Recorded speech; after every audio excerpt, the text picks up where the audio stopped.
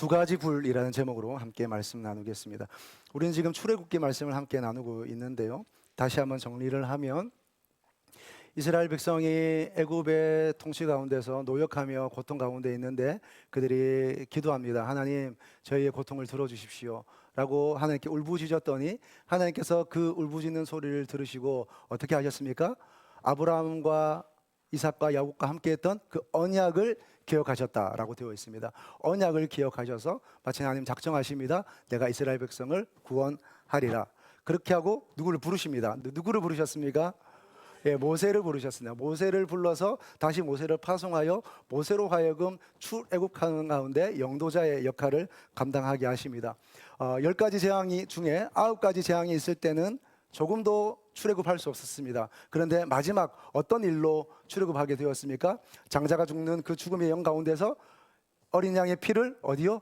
문 임방과 설주에 바르게 될 때 그 피로 인하여서 죽음의 영이 넘어가고 그리고 마침내 애굽을 탈출할 수 있게 되었습니다. 근데 애굽을 탈출하자마자 바로 가나안으로 갔습니까? 어디에 봉착하게 됩니까?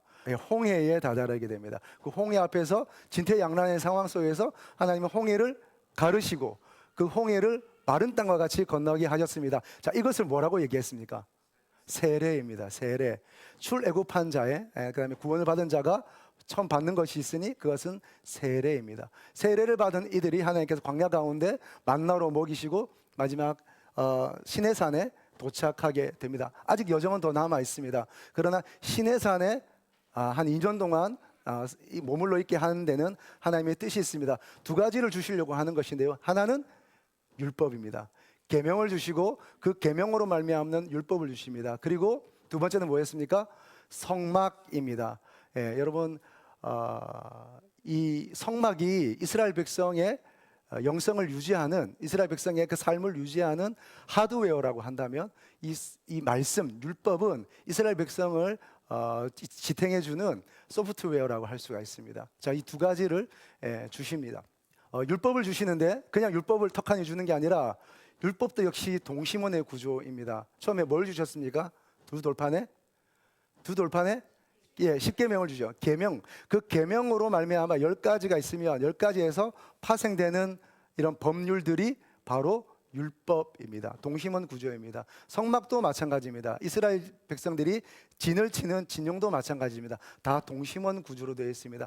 가장 중심에는 뭐가 있습니까? 언약궤가 있고 그 언약궤는 어디에 있습니까? 지성소에 있습니다. 지성소와 성소가 있죠. 그러면 이 성막 밖에 성막들이 있습니다. 그리고 성막 전체 성막이라는 것 외에 밖에 이제 아론의 자녀들이 거기에 진을 치게 됩니다. 그리고 이스라엘 백성들이 진을 치는 이런 동심원 구조로 가게 됩니다.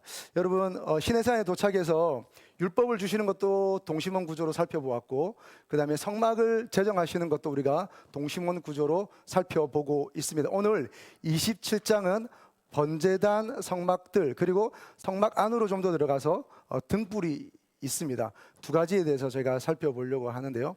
먼저 PPT를 좀 보여주십시오. 여러분 여기에 보면 성막이 동서남북으로 인해서 어떤 구조로 되어 있는지 나타나 있습니다. 처음에 동쪽 문이 있습니다. 동문으로 들어가게 되면 제일 먼저 있는 것이 번제단입니다. 그리고 그 번제단을 지나면 물두멍이라고 해서 제사장들이 손을 씻기도 하고 제물을 씻는 물두멍이 있습니다. 그다음에 그 성막 안을 문을 열고 들어가면 제일 먼저 왼쪽에 있는 것이 금촛대입니다. 금촛대. 지금은 나오지 않는데 여러분 제 말을 들으면서 상상하면서 여러분 생각해 보십시오. 왼쪽에 금촛대. 자, 제가 들어갔습니다. 문을 열고 들어갔더니 여러분 보실 때 왼쪽에 금촛대가 있습니다. 그래서 환하게 그 성소를 비춥니다. 그 금촛대의 맞은편에는 떡상이 있습니다. 12지파를 상징하는 12개의 떡을 항상 올려놓습니다. 그리고 가장 중앙에 향단이 있습니다. 등불을 켜서 올려가는 향단이 있습니다. 그리고 휘장의 문을 열고 들어가면 그 안에 지성소 안에 법궤가 있는 것입니다. 어쩌면 이것은 마치 예수님의 십자가를 상징하듯이 십자가 형태로 여러분 정렬이 되어 있습니다. 자, 여러분 여기에 규빗의 크기가 나오죠. 규빗이 장성한 성인의 팔꿈치에서 손끝까지의 길이가 한 45cm 정도 되겠습니다. 그래서 45cm가 한 규빗이라고 보시면 되겠습니다. 계산하기 어려우면 50cm로 계산하셔도 되겠습니다. 이 정도 크기가 되어 있습니다. 문도 이 정도고요. 번제단도 그다음에 남쪽에도 한 100규빗 정도 되는 큰 성전이 이렇게 있습니다. 이거 다 해도 한 100평 정도 될까 모르겠습니다. 그다음에 실제로 지성소는 한 6평 정도 남짓합니다. 실제로 그렇게 크지 않습니다. 근데 보면 여러분 성경을 이렇게 읽다 보면 하나님이 이렇게 사람 살아가는 법을 일일이 이렇게 너무 세세하게 제정하시고, 성막도 자 나를 예배하고 제사 드릴 성막을 지어라 라고 하시면 사람들이 다 알아서 할 텐데, 그죠? 하나님이 좀 이렇게 너무 구체적으로 너무 세세하게 이렇게 써주시는 이런 모습을 볼 때 때로는 참 하나님이 참 섬세하시다 라는 마음이 들기도 하면서, 때로는 뭐 이런 것까지 이렇게 써놓았나 이런 생각이 들 수도 있습니다. 예, 그럴 수도 있겠지만, 그러나 하나님이 왜 이렇게 세세하게 하셨을까요? 예, 제가 오늘 말씀을 이렇게 묵상하다가 예전에 어떤 대통령이 비서실장에게 한 얘기가 기억이 나더라고요. 그 어느 대통령인지 제가 모르겠는데, 대통령의 아버님이 이렇게 화장실 가시다가 다리를 다치셨나 봐요. 그랬더니 이것이 보고가 되어서 대통령이 귀에 들어간 거예요. 그래서 대통령이 그럼 아버님 화장실을 조금 새롭게 개조해 드려라고 이렇게 얘기했어요.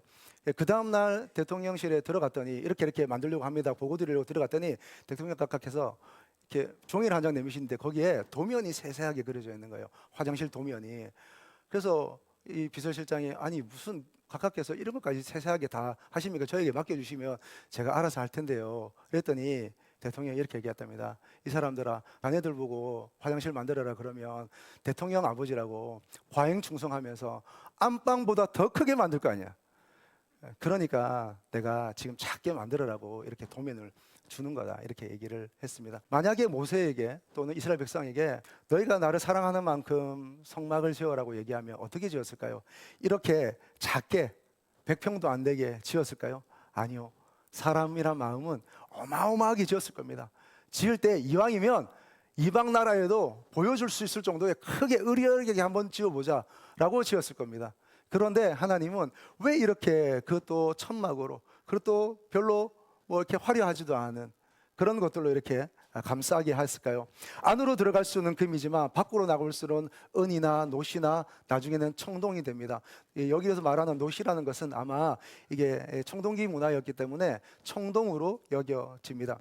안에는 화려하게 수놓아 짰지만 밖을 가리는 이 문들은 그냥 하얀색으로 그냥 덮여져 있습니다. 화려하지 않습니다. 크지도 않습니다. 왜 이렇게 하나님이 지었을까요? 그것은 보이는 것보다, 크기보다 본질이 더 중요하기 때문입니다. 그 본질은 무엇입니까? 하나님을 사랑하고 하나님을 예배하는 것입니다. 성전은 이렇게 하나님을 예배하고 하나님께 경외하라고 그렇게 지어진 것입니다. 오늘 세 가지 살펴볼 텐데요. 첫 번째는 성막들을 보도록 하겠습니다. 여러분, 성막들이 동문으로 해서 들어와서 성막들이 이렇게 전체적으로 있습니다. 번제단이 있고 물두멍이 있고 뜰이 있습니다.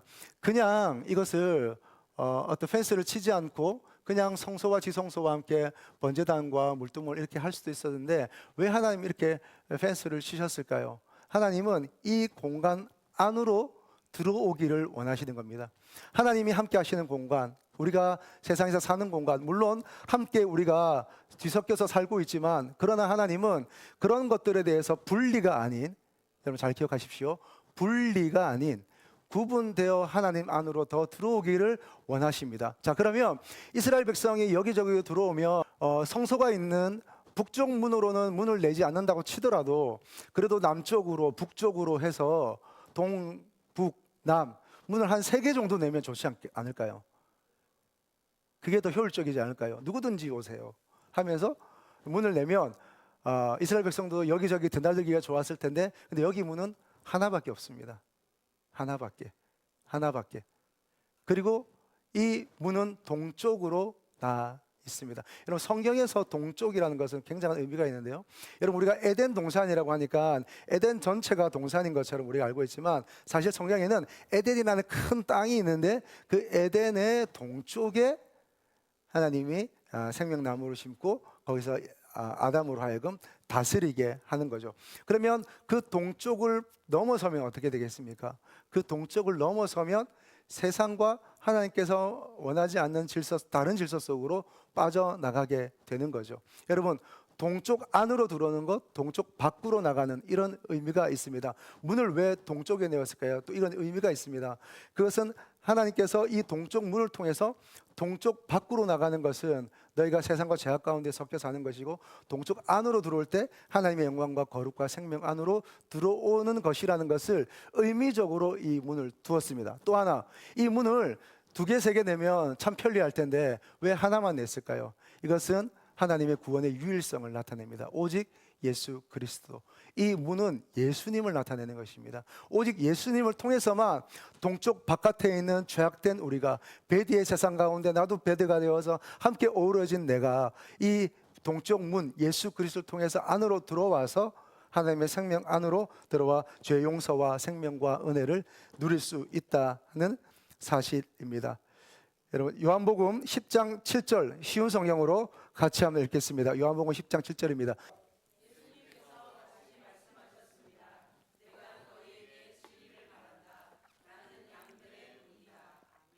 예수님이 양의 문입니다. 그래서 많은 양들을 이 예수님 자신이 문이 되어서 생명 안으로, 구원 안으로, 하나님의 빛 안으로 우리를 불러주십니다.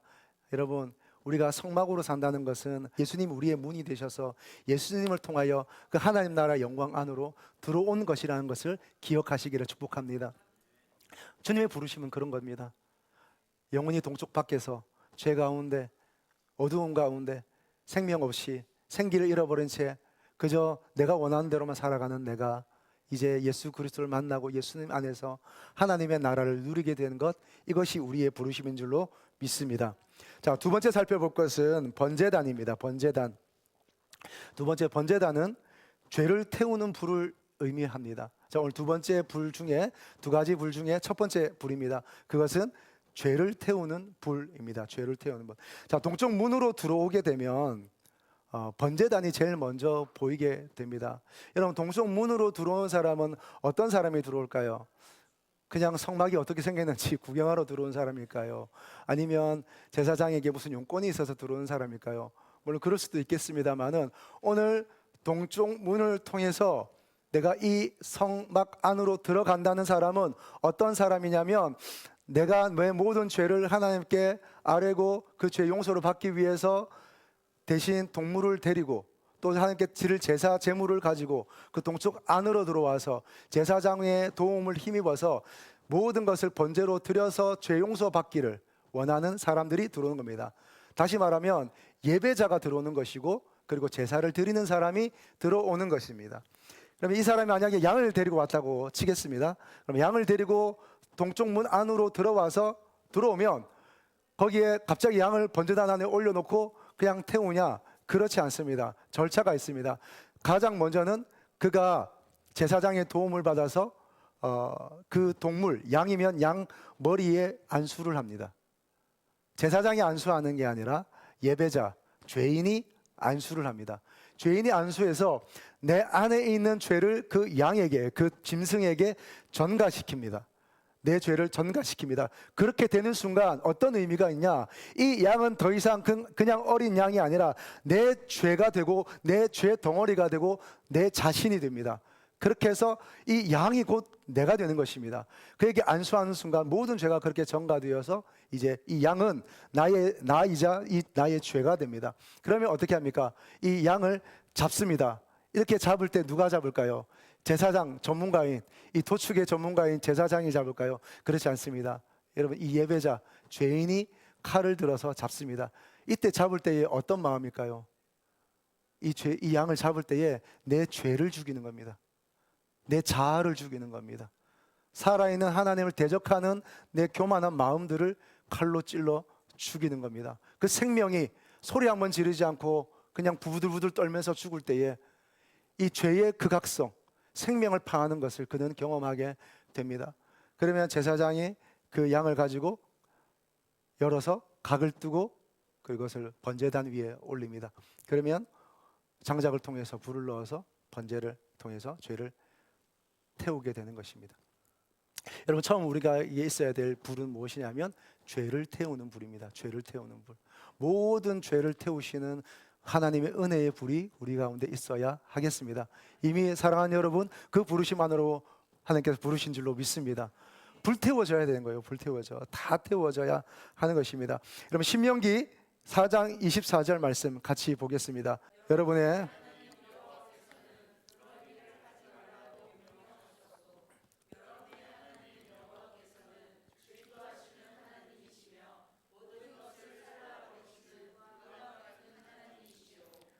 아멘. 누가복음 12장 49절도 같이 읽겠습니다.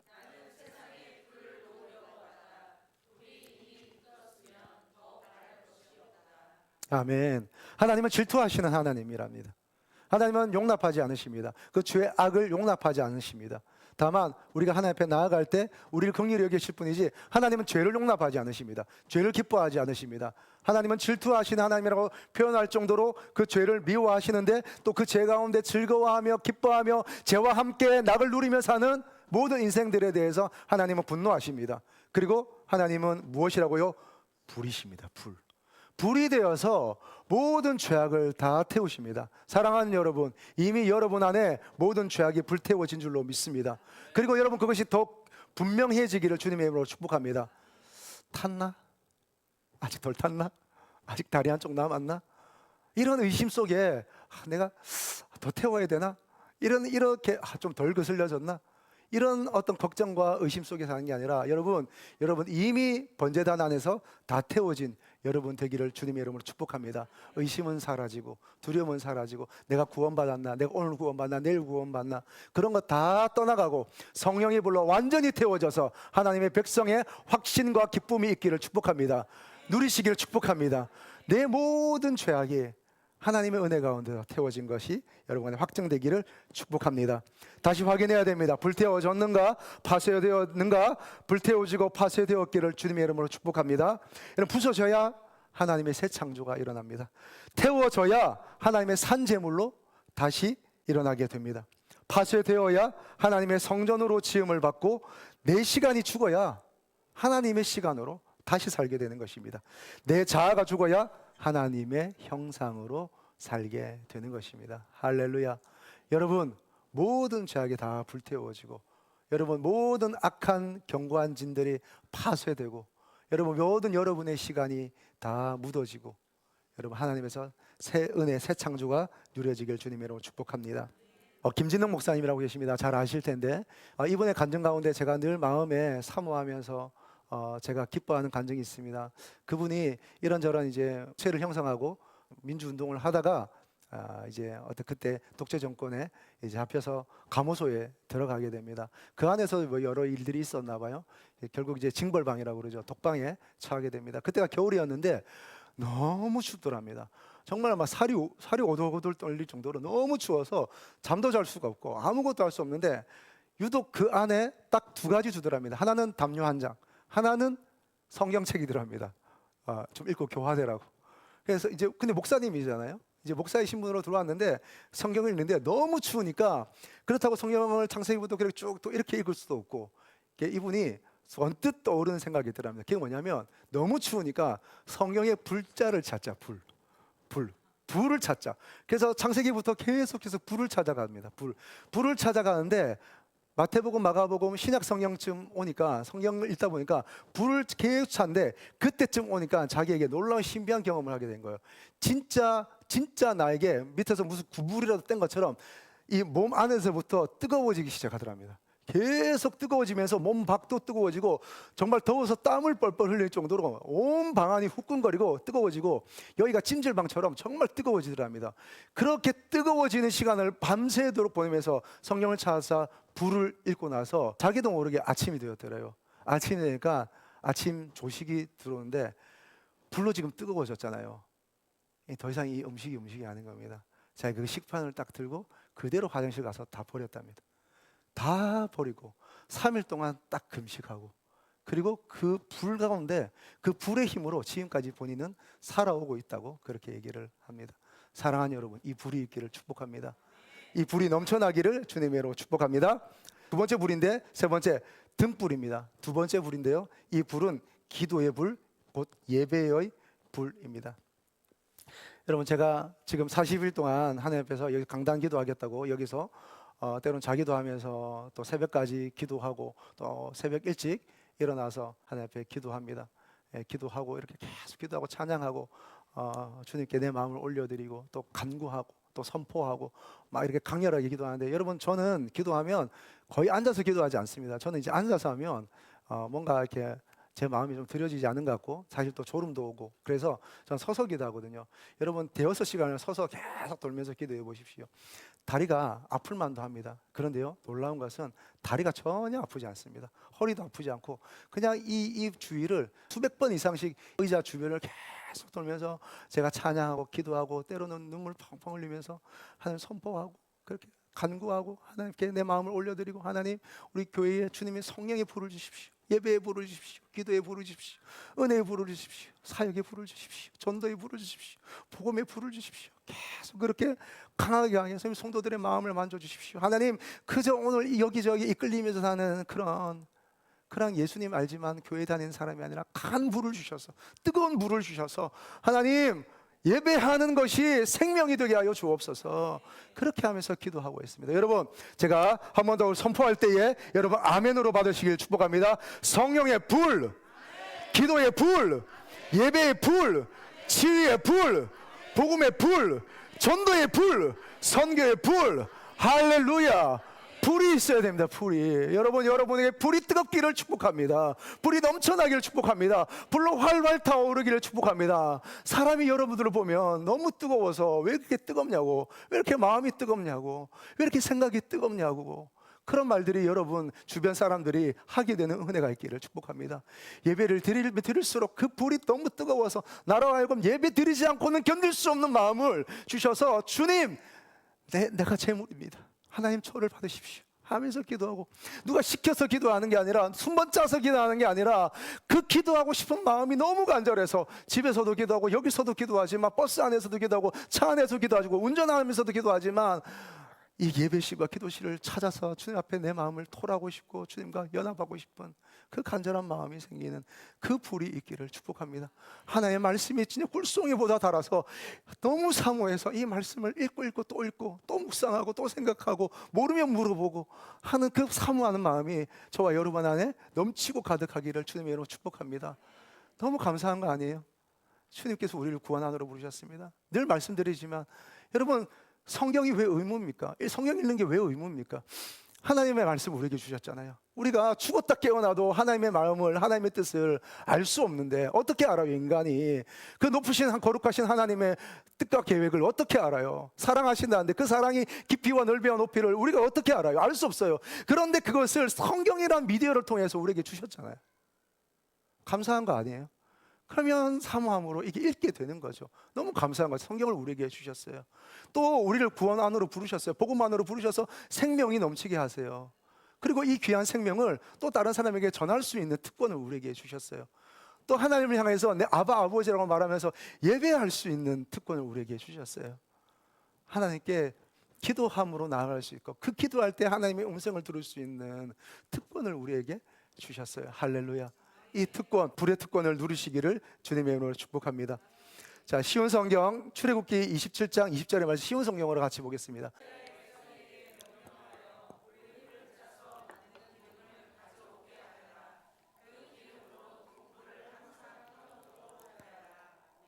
예, 여러분 이 불을 항상 켜놓도록 해랍니다. 항상 켜놓도록.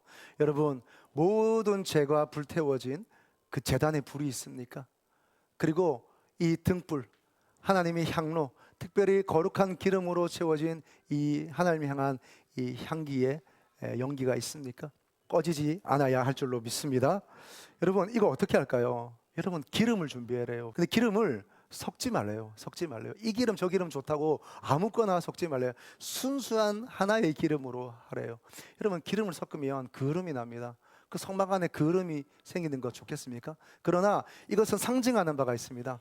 이것저것 섞어서 보기에는 활활 타오를지 모르지만, 그러나 우리의 삶이, 우리의 인생이, 우리의 마음이, 우리의 영이, 우리의 예배가 이것저것도 막 섞여서, 저것도 막 섞여서 혼합한 가운데, 그저 이름은 하나님을 예배를 드리지만 그 혼합한 가운데 내 예배가 하나님 보시기에 그름이 나면 어떡하겠습니까? 여러분, 오직 성령으로만 예배하시기를 축복합니다.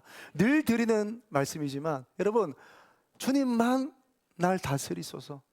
이것도 다스리고 저것도 다스리고 이것도 나의 예배를 받고 저것도 나의 찬양을 받는 중에 하나님도 한 부분 받으실래요? 하는 게 아니라 여러분, 주님만 날 다스리소서. 주님만 예배합니다. 주님만 예배하는 은혜가 있기를 축복합니다. 여러분, 다니엘은 하루에 3번씩 예루살렘을 향해서 기도했습니다. 여러분, 어디서 예배하시는 간에 여러분 이 예배실에 와서 하루에 한 번이라도 들려서 기도하는 은혜가 있기를 축복합니다. 여러분, 기도할 수 있다는 것 자체가 은혜입니다. 누구든지 와서 열린 문 가운데서 와서 기도하고 예배하고 찬양하다 가십시오. 한 가지 이야기 나누면서 이제 말씀 정리하겠습니다. 제가 우리 성모형제 어제 결혼했잖아요. 결혼했는데 제가 줄에는 서지 못했지만 저에게 기도를 부탁해서 제가 기도하는데 여러분, 제 마음이 어떨까요? 물론 우리 공동체 안으로 인도하신 분은 이미영 집사님도 권면하시고 재현 자매가 사랑하는 사람을 인도해서 여기서 이 공동체에서 예배하게 했잖아요. 처음에는 그에게 믿음이 없었습니다. 한 번 와보고 오지를 않더라고요. 그래서 주님, 이걸 어떻게 해야 됩니까? 저 영혼을 어떻게 해야 됩니까? 하나님 함께 예배하는 구원받은 자로 주님 세워주십시오. 어떻게 해야 됩니까? 그런데 꼭 한 번 왔더라고요. 제가 이때가 기회다. 그래서 제가 그 영혼에게 바로 얘기했습니다. 다음 주에 우리 집에서 밥 먹자고. 그래서 밥을 먹었습니다. 그리고 한 두 주 나올 때에 때는 이때다, 때를 놓치지 말자 하는 마음으로 그 영혼에게 나랑 같이 한 4번만 만나보지 않을래? 우리 집에서 함께 좀 내가 주고 싶은 얘기가 있다. 그러면서 그리고 같이 점심 먹자. 그랬더니 같이 하는 건 좋아하더라고요. 그래서 사람이 좋은 사람이라 사람을 좋아하니까 함께 이제 저와 함께 양육을 나누고 그렇게 이제 식사를 하기 시작했습니다. 그러더니 이 안에 마음이 좀 열리더라고요. 그래서 복음을 듣고자 하는 마음이 열리더라고요. 그래서 그 안에 예수님을 소개하고 그리고 그에게 도전했습니다. 그래서 삶을 정리하고 세례를 받지 않겠냐 하니까 세례를 받게 돼요. 그것이 작년 12월 25일입니다. 세례를 받고 그가 그리스도인이 되었습니다. 그리고 이제 결혼식을 치르는 거잖아요. 제가 마음이 어떻겠습니까? 너무 감개무량하죠. 마음이 뜨겁습니다.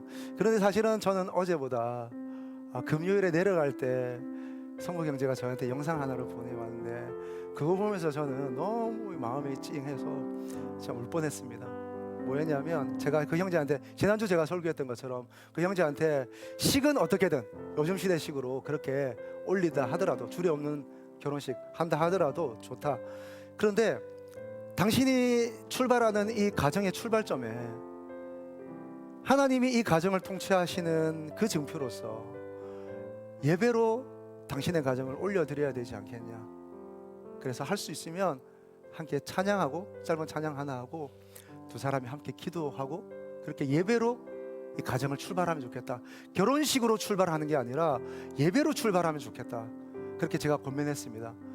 어떻게 반응할지 몰랐습니다. 워낙 바쁘니까 제가 그렇게 얘기하고만 말았는데 중간에 또 한번 점검하는 일이 있었지만 또 예배 중에 또 재현자매한테 얘기했는데 제가 중간에 영상이 하나 왔는데 둘이서 삼각대를 세워놓고 찍었어요.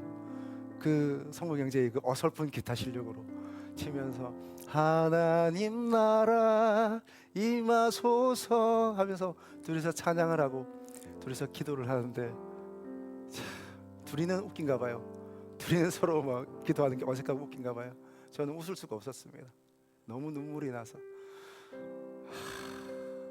하나님 이 예배하는 가정 평생 주님의 손으로 덮어주십시오. 이렇게 예배로 출발하는 가정 하나님께서 놀라운 손으로 덮어주실 줄로 믿습니다. 사랑하는 여러분, 우리에게 2가지 불이 있어야 됩니다. 첫째는 우리의 모든 죄악이 태워진 번제단의 불이 있어야겠습니다. 또 하나는 그런 죄악이 태워진 그렇게 해서 하나님의 거룩 안으로 들어온 자에게 여러분 꺼지지 않는 예배의 불, 꺼지지 않는 기도의 불, 꺼지지 않는 찬양의 불, 꺼지지 않는 하나님 사랑하는 그 사모함의 불 꺼지지 않기를 주님의 이름으로 축복합니다. 여러분, 쟁기를 잡고 뒤를 돌아보는 자는 하나님 나라에 합당치 않다 말씀하셨습니다. 예수님 말씀하셨습니다. 마지막 때에 내가 믿음을 볼 수 있겠느냐? 내가 마지막 때에 믿음을 볼 수 있겠느냐? 여러분, 예배의 불 꺼뜨리지 마시고 찬양의 불 꺼뜨리지 마시고 주님께 드리는 자가 될 수 있기를 축복합니다. 여러분 기억하십시오. 우리가 열심히 예배 드려서 그런 자가 되는 게 아니라 이미 주님의 부르심은 그 깊은 예배 안으로 부르신 겁니다. 주님의 부르심은 우리가 열심히 나의 죄를 태워서 그런 거룩한 자가 되는 게 아니라 주님의 부르심은 이미 우리를 그 거룩 안으로 부르셨습니다. 할렐루야.